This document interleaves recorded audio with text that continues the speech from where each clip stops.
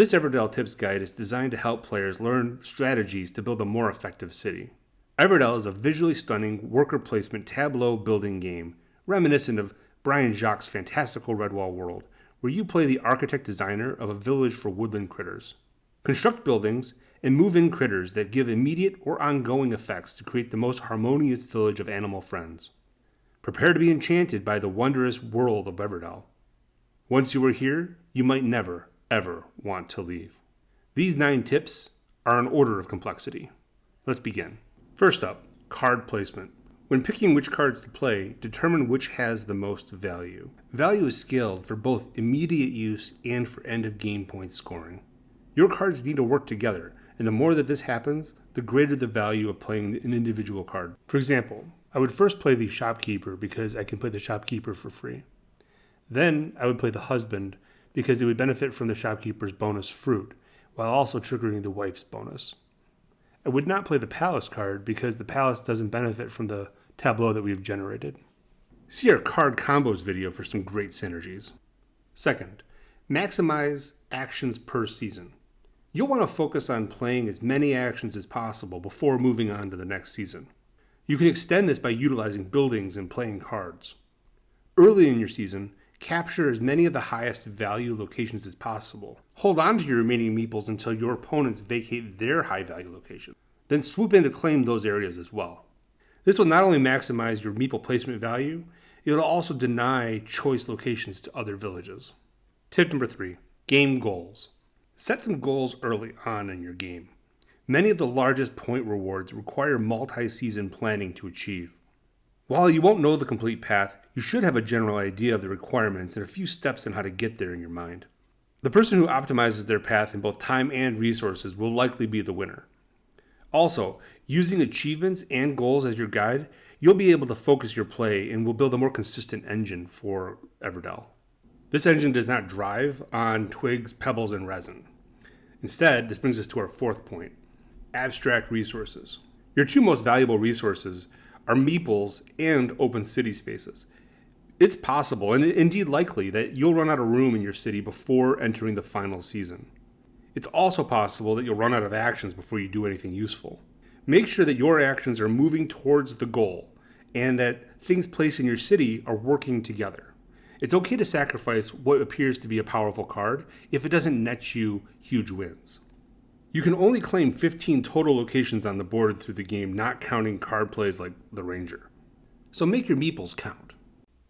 Number 5, expanding past 15 city spaces. Once you've maximized the number of actions that you can play per season, you'll rapidly run into the next constraint. You only have 15 city spaces available. This limit can be reached by the end of the 2nd season, crippling further progress. You can mitigate the city space limit in the following ways. First, if you plan to build the husband or the wife, build both, because the tightest constraint in your system, which is this 15 space limit, becomes free. Then, the Wanderer's big benefit, in addition to drawing 3 cards, is that he takes no space in your city, and he can count towards a bunch of different achievements and goals. And finally, utilize the dungeon and your free ranger to remove 2 useless critters from your city for an added benefit. Additionally, you can remove the Fool, which is probably one of the most brutal cards in the game. As a bonus, when you're done with the dungeon, use the ruins or the university to recover your resources. Remember, the university requires a meeple, which is a steep cost, but it does free up the space permanently. Tip 6. Maximize the return on your investments. So when you determine the value of a card, you also have to determine the cost, which drives your return on investment calculations. Utilizing the dwelling to play a critter eliminates that cost, or rather transfers the cost of playing the critter to be part of the building's cost, which greatly improves the value delivered by both critter and building. This makes the value proposition of playing the card better. Leverage your free critters as much as possible. Number 7. Where are the points? While most critters and buildings provide points, big point wins come from 3 primary sources: special events, purple prosperity cards, and journey spaces. Use both special events and prosperity cards to focus your play through the first 3 seasons to maximize your point gain. To effectively utilize journey spaces, ensure that your hand is holding extra cards to claim the highest remaining point spots upon entering autumn. Number 8. Green production buildings. Production buildings are worth more the earlier that you play them. They produce once when first played, and again at the end of spring and autumn. These production cards appear to be balanced around producing twice, so squeezing out a third use by playing production cards in the first round is incredibly powerful.